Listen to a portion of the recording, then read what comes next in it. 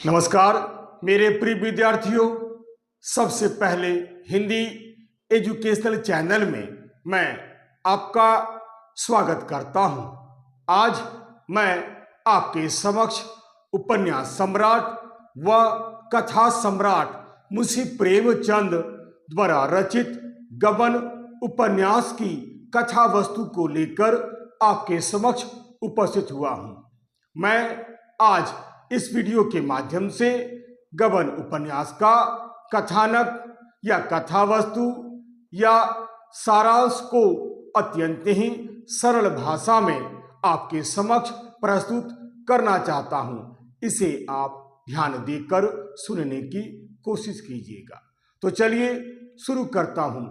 मुंशी प्रेमचंद द्वारा रचित गबन उपन्यास का कथानक या कथा वस्तु या सारांश।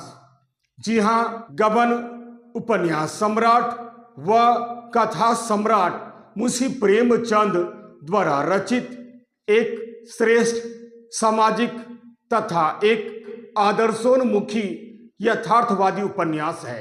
इस उपन्यास का प्रकाशन सन 1931 ईस्वी में सरस्वती पत्रिका के माध्यम से हुआ था। इस उपन्यास की कथा वस्तु दो भागों में बटी हुई है, पूर्वार्ध और उत्तरार्ध। पूर्वार्ध की कथा प्रयाग की कथा है, जबकि उत्तरार्ध की कथा कलकत्ते की कथा है।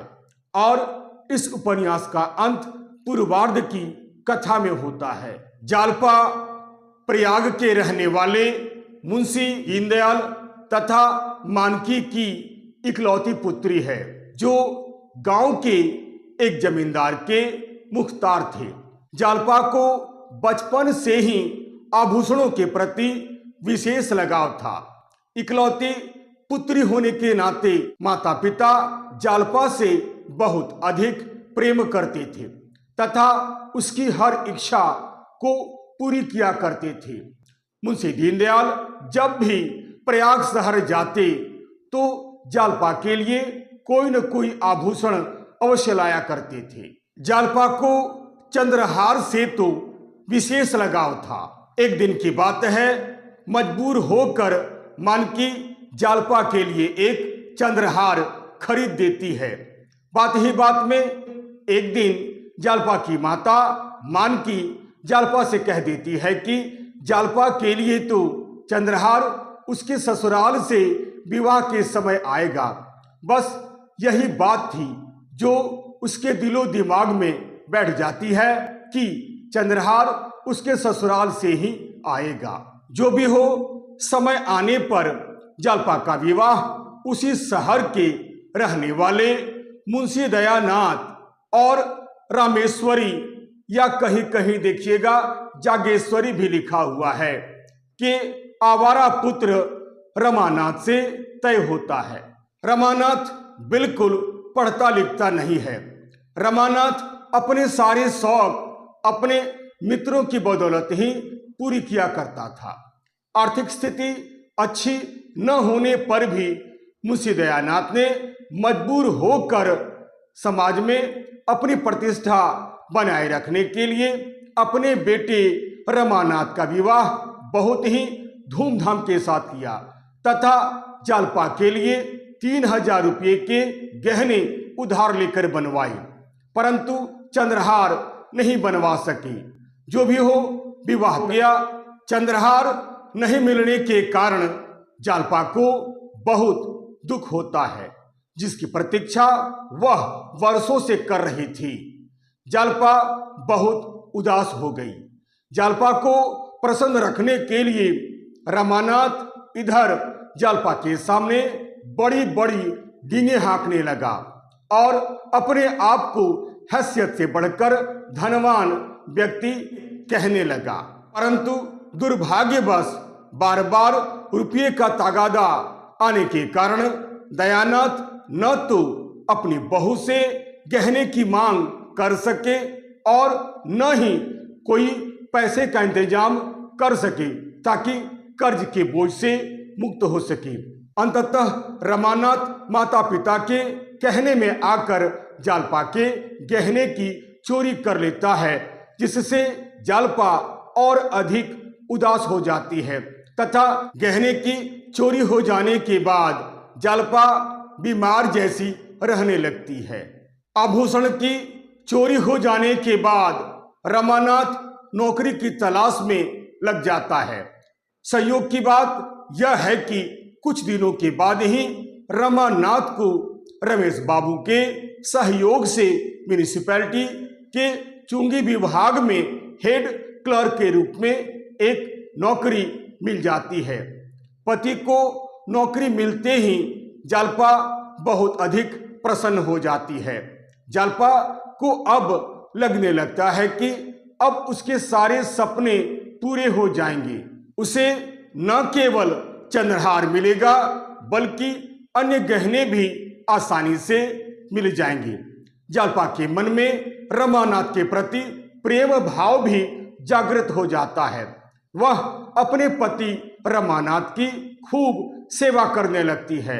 रमानाथ भी अपनी पत्नी को खुश रखने के लिए तरह तरह के आभूषण ऋण लेकर बनवाने लगता है, जिसके फलस्वरूप रमानाथ धीरे धीरे कर्ज के बोझ से लद जाता है। धीरे धीरे जालपा का विचार व्यवहार भी बदलने लगता है।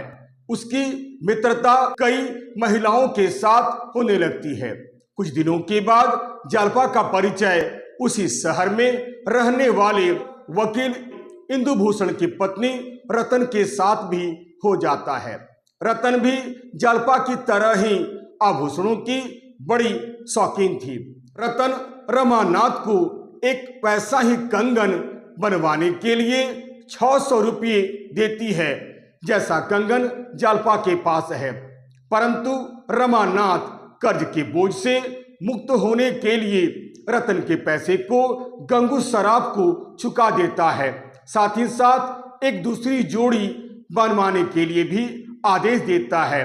परंतु बिना पेशगी लिए गंगू सराफ गहना बनवाने के लिए बिल्कुल तैयार नहीं होता है। जो भी हो, समय आने पर जब रतन को कंगन नहीं मिलते हैं तो रतन को रमानाथ पर कुछ संदेह होता है। संदेह होने पर रतन रमानाथ से या तो पैसे वापस करने के लिए कहती है या फिर कंगन बनवा कर देने की बात कहती है।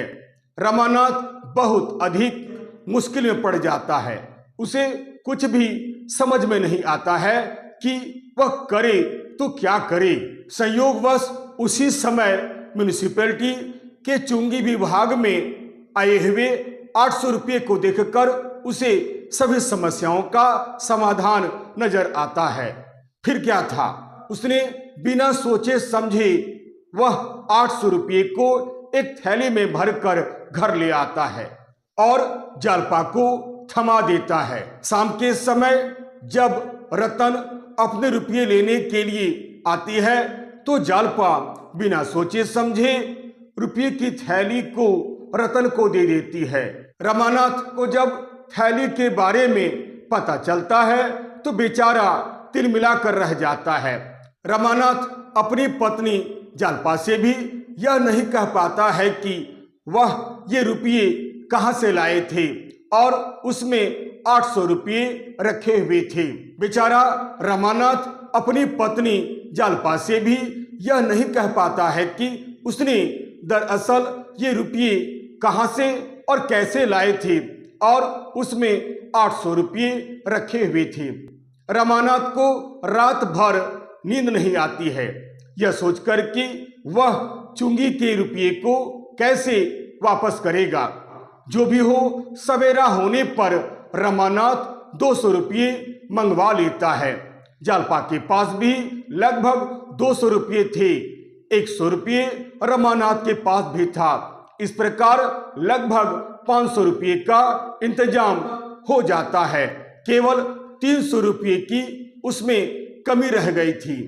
जो भी हो, रमानाथ को दफ्तर में 800 रुपये जमा करना था। तमाम कोशिश करने पर भी वह 300 रुपये का इंतजाम नहीं कर पाता है। अंततः मजबूर होकर वह दफ्तर जाता है और रमेश बाबू से कुछ इधर उधर की बातें कहकर 500 रुपये जमा कर देता है और 300 रुपये जमा करने की बात वह कह देता है। रमानाथ बहुत जल्द 300 रुपये जमा करने की बात रमेश बाबू से कह देता है। अंततः रमानाथ यह निश्चय करता है कि वह जालपा को सब कुछ बतला देगा कि आजकल वह किन परिस्थितियों से गुजर रहा है और मौका मिलते ही गहने आदि गिरवी रख करके सारा पैसा चुका देगा। परंतु न तो वह जालपा से ही कुछ कह पाता है और न ही रतन से भी पैसे आदि की मांग कर सकता है। रमानाथ अंत में एक पत्र लिखता है, परंतु जालपा को देने की हिम्मत नहीं जुटा पाता है। संयोगवश वह चिट्ठी जालपा के हाथ में लग जाती है। रमानाथ उस चिट्ठी को छीनने का बहुत प्रयास करता है, परंतु उसे सफलता नहीं मिलती है।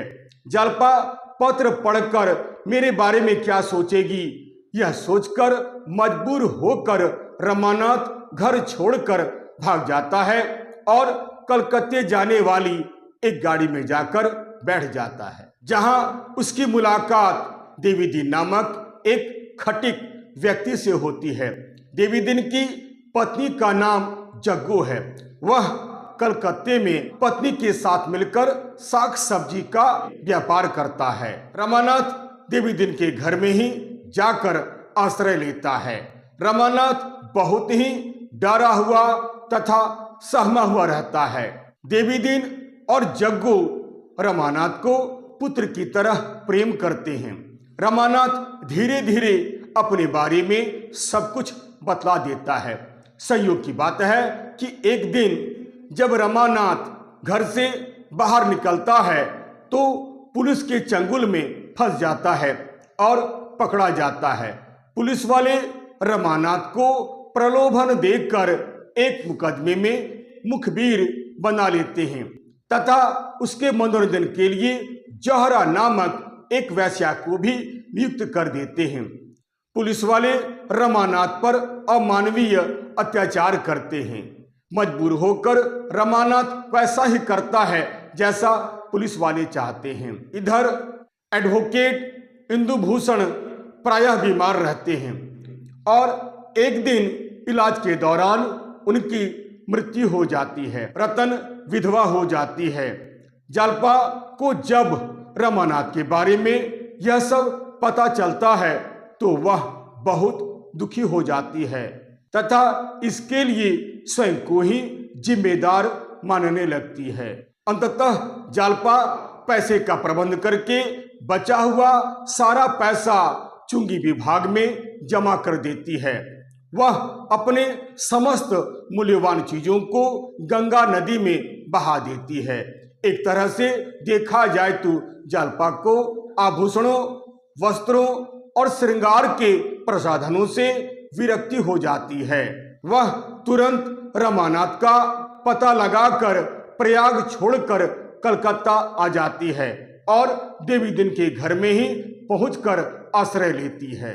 देवीदीन के घर में पहुंचकर जब जालपा को रमानाथ के बारे में सब कुछ पता चलता है तो जालपा बहुत दुखी हो जाती है। यही नहीं, इन सब घटनाओं के लिए स्वयं को ही दोषी मानने लगती है तथा पुलिस के चंगुल से छुड़ाने के लिए जालपा हर संभव प्रयास करती है। जालपा मौका निकालकर रमानाथ से मिलती है तथा बयान बदलने के लिए आग्रह भी करती है। समय आने पर रमानाथ का हृदय पूरी तरह से परिवर्तित हो जाता है तथा अपना बयान बदल देता है। बयान बदलने के बाद इस मुकदमे में फंसे हुए सभी लोगों को राहत मिलती है। अंत में रमानाथ जालपा, देवीदीन, जग्गू, रतन तथा जौहरा आदि को लेकर अपने गांव प्रयाग चले आते हैं, जहां सभी लोग खुशी खुशी जीवन व्यतीत करते हैं। एक दिन की बात है, जौहरा बाढ़ में फंसे हुए लोगों की जान बचाने के लिए अपनी जान दे देती है। विधवा रतन भी बराबर बीमार रहती है और एक दिन बीमार रहने के कारण उसकी मृत्यु हो जाती है। अंत में सभी लोग प्रयाग में खुशहाल जीवन व्यतीत करते हैं। इस प्रकार उपन्यास का कथानक यहीं समाप्त हो जाता है। आशा करता हूं इस वीडियो को देखने के बाद मुंशी प्रेमचंद द्वारा रचित गबन उपन्यास का जो कथानक है या फिर जो कथा वस्तु है या जो सारांश है उसे आपने अत्यंत ही संक्षेप में समझ लिया होगा। आशा करता हूं यह वीडियो आपके लिए बहुत अधिक उपयोगी सिद्ध होगा। यदि आपको यह वीडियो अच्छा लगता है, उपयोगी लगता है, सारगर्भित लगता है तो आप इसे लाइक करें, शेयर करें और तो और सब्सक्राइब करना बिल्कुल नहीं भूलें। तब तक के लिए नमस्कार, धन्यवाद।